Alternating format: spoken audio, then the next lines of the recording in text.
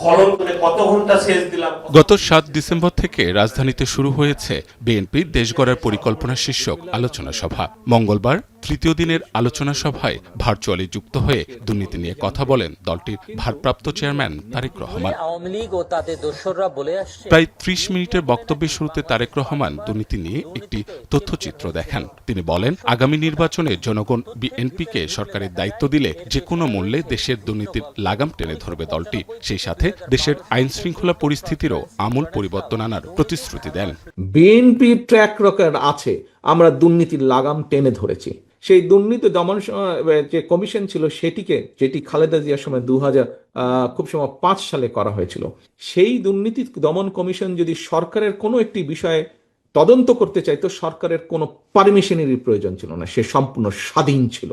খালেদা জিয়া কতটা আত্মবিশ্বাসী ছিলেন, কতটা দৃঢ় শপথ ছিল তার দুর্নীতিকে দমন করার জন্য, যে উনি ওই কমিশনকে সম্পূর্ণভাবে স্বাধীন করে দিয়েছিলেন।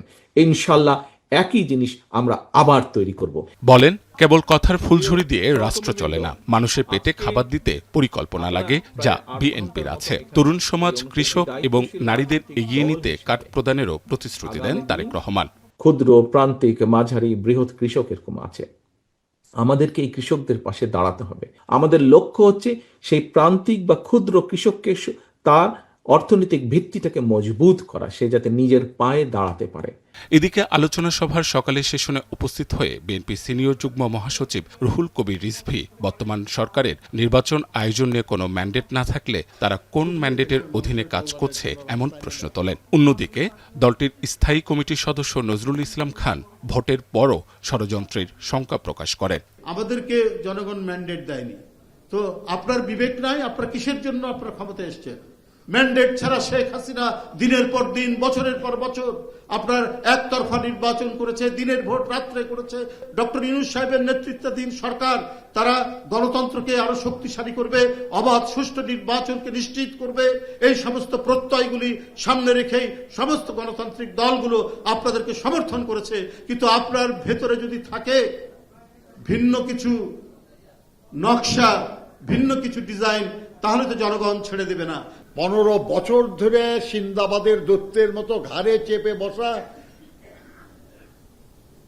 একটা নিপীড়নকারী, একটা খুনি,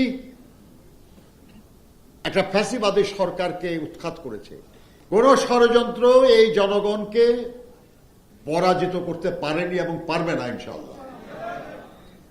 আর যাতে না পারে সেই জন্য জনগণকে সংগঠিত করার দায়িত্ব আমার, আপনার, আমাদের। সভায় সারা দেশ থেকে আগত বিএনপির বিভিন্ন পর্যায়ের নেতারা উপস্থিত ছিলেন। সবকিছু তথ্য দেওয়া হয়েছে।